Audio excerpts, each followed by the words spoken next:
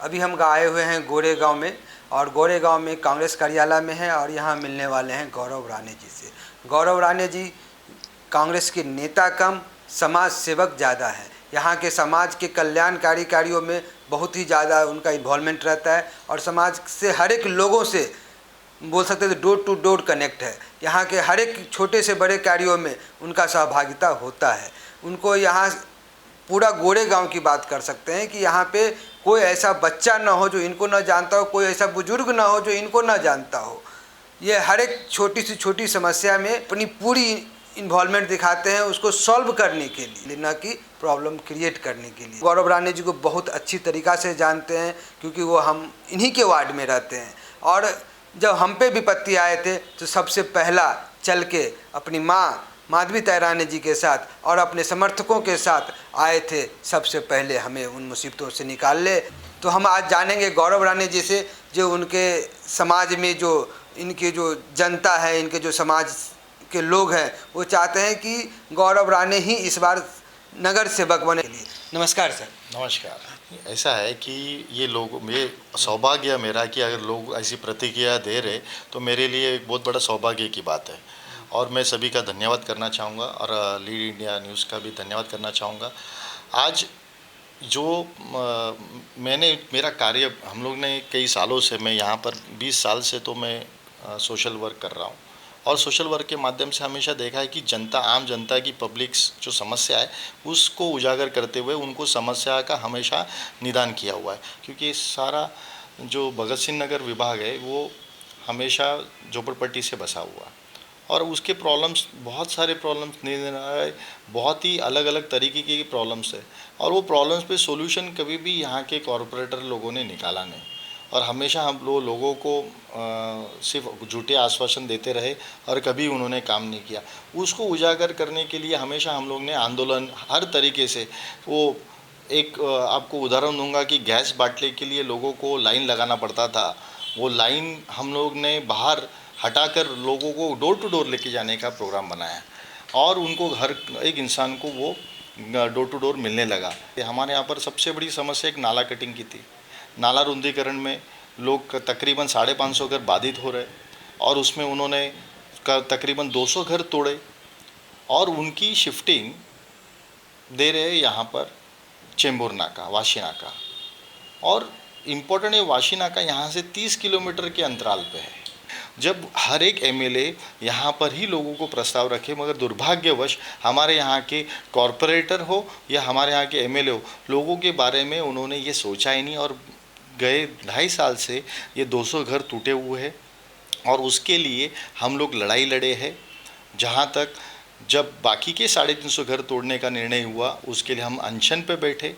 अनशन पे बैठ के हमारे लिए सौभाग्य की बात है कि हमारे नेतागण भाई जगताप जी और सतेज पाटिल जी मंत्री महोदय जो थे महाविकास आघाड़ी में, ये दोनों ने हमको काफ़ी मदद की, लोगों के घर टूटने से बचाए भगत सिंह 2 नंबर के, और उन्होंने निर्णय दिया कि पश्चिम उपनगर में ही इनको घर मिलेंगे, और बहुत ही जल्द उनको घर मिलने जाने वाले हैं। ये जो भी ये जो प्रयास है, ये हमारे माधवी ताई हमारे साथ में, हम लोग दोनों ने मिलकर जो आंदोलन छेड़ के आज यहाँ पर लोगों को घर देने तक का काम किया, जो कि एक कॉरपोरेटर का काम था। कॉरपोरेटर ने इसके पक्ष में नहीं, लोगों के पक्ष में नहीं रहते हुए उनको यहाँ से भगाने का ही प्रोग्राम बनाया।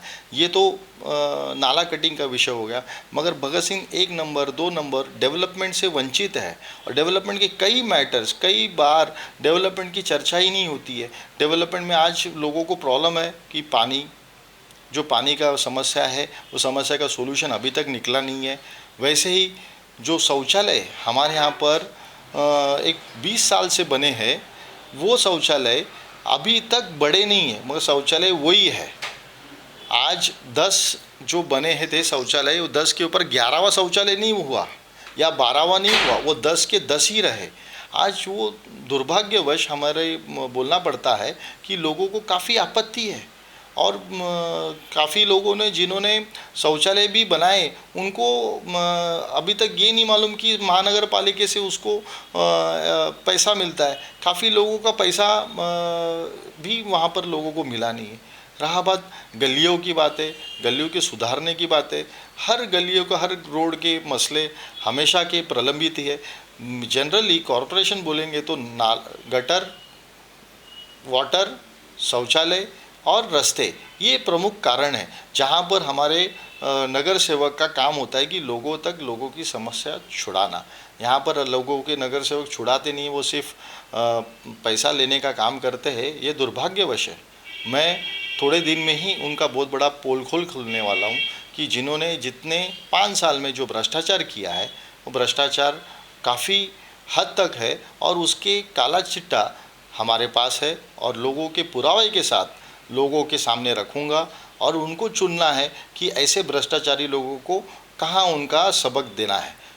और बहुत सारे विषय ऐसे प्रलंबित रहे हैं जो जिस तरह से हम लोग के यहाँ पर विभाग में नगर सेवक जो काम कर रहे हैं एकदम ही लोगों को बोलते हैं कि हम तो पैसे से जीते हुए हैं, हमें तो आप लोग की गरज नहीं, हम पैसे से ही जीतते हैं।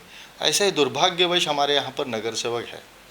सर, आपने बोला जो हमारे जो नगर सेवक हैं जो पहले शायद काम किया नहीं है, पैसे से जीत के आए हैं, तो इसलिए हमें कोई फ़र्क नहीं है, तुम्हारी कोई ज़रूरत नहीं है। सर यहाँ पे सर स्वास्थ्य के व्यवस्था में एक ही हॉस्पिटल था यहाँ पे, सिद्धार्थ नगर हॉस्पिटल, वो भी टूट गया है। ये लोग को या तो ऊपर जाना पड़ता है या फिर बोरोवली कांदेवली उधर कहीं पे कराना पड़ता है, या प्राइवेट हॉस्पिटल है जो कि बहुत ज़्यादा एक्सपेंसिव है, जहाँ पे गरीब लोग को नहीं हो पाता है। तो सर ये कैसे हो गया सर? टूट तो गया लेकिन वापस बना नहीं, और 5 साल करीब होने को आ गया, अभी तो कुछ हुआ नहीं। तो इसके लिए सर आप लोग क्या किए हैं और उसका कुछ प्लान किए हैं क्या? ऐसा है कि बहुत अच्छा सवाल है। जब ये सिद्धार्थ हॉस्पिटल बना, हम सिद्धार्थ हॉस्पिटल के कमेटी पे हमेशा रहे और अभी तक है हम लोग कमेटी पे। काफ़ी हद तक हम लोग का विरोध था कि हॉस्पिटल टूटने का। हम लोगों ने बोला कि वहाँ पर जो पिलर्स में जो प्रॉब्लम्स आए हम उसको पैरेलली रिपेयर करके वो कर सकते थे। बहुत बड़ा विषय नहीं था कि काफ़ी स्लैब्स वगैरह सारे अच्छे थे, कोई उसमें बड़ा प्रॉब्लम नहीं था। मगर ये एक यहाँ पर पॉलिटिकल लोगों को एक दुर्भाग्य, उनकी जो नीतिमत्ता है ये कहाँ तो प्रॉब्लम है। आज लोगों को हमारे कितना प्रॉब्लम होता है कि उनको जाना पड़ता है कूपर में या शताब्दी में। ये बहुत ही बड़ा ट्रॉमा है, मगर ट्रॉमा हमेशा हाउसफुल रहता है और हर तरीके का ट्रीटमेंट वहाँ पर होता नहीं है। इसके लिए काफ़ी लोगों को अड़चन है। जहाँ पर हेल्थ के इश्यूज़ को लेकर है, हमारे यहाँ पर पब्लिक को काफ़ी इशू है। और भी पॉलिटिकल लोगों ने एजुकेशन के बारे में भी कभी देखा नहीं। एजुकेशन के बारे में आज इतने साल से हर एक कॉरपोरेटर कई सालों से जीतता है, या हर एमएलए कितने साल से जीत रहे हैं या मंत्री बने, मगर फिर भी आज यहाँ पर एजुकेशन की कमतरता है। एजुकेशन के लिए भ्रष्टाचार वाले स्कूल में जाकर उनको डोनेशन देकर ही उनका काम होता है। जबकि हमारे नेता यहाँ पर जो चुन के गए उन्होंने लोगों के बारे में सोचकर एक स्कूल खोलना ज़रूरी था। अब जहाँ ये हॉस्पिटल की बात आई, हॉस्पिटल में अभी तक उन्होंने जिस तरह से ठोस करना चाहिए था वो किया नहीं। हम लोग ने उसके बहुत ही पीछे पड़े। मैंने हर तरीके से राजेश टोपे जी को, नगर विकास राज्य मंत्री प्रकाश तानपुरे जी को हमने पत्र व्यवहार किए, उनको बोला जल्द से जल्द शुरू करना है। उन्होंने उस प्रोसेस को, टेंडर प्रोसेस को कंप्लीट किया है और मेरे जानकारी में ये तकरीबन है कि अक्टूबर के बाद ये काम शुरू होने वाला है। एक हमारे नेता उन्होंने बोला कि आप पोस्टमार्टम यहाँ पर मत लाइए, पोस्टमार्टम लाएंगे तो सारे परिसर में गंद फैलेगी और लोगों को बहुत गंदी बातें आएगी।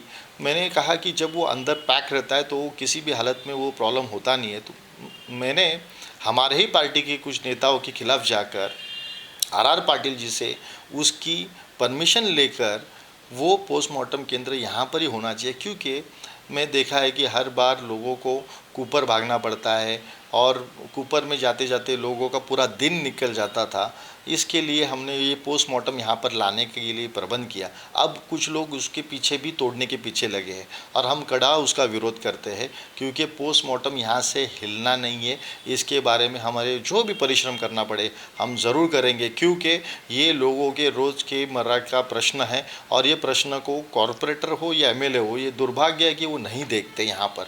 ये एक मगर एक नागरिक करके, और हम एज एन यहाँ के सोशल वर्कर और कांग्रेस पार्टी के जो हम लोग नुमाइंदे हैं, वो ज़रूर इस आवाज़ को उठाते हैं और हर बार उसको उठाते हुए आज ये कम से कम आया है कि ये टेंडर प्रोसेस कंप्लीट हो गया है और वो काम जल्द से जल्द शुरू होने जा रहा है।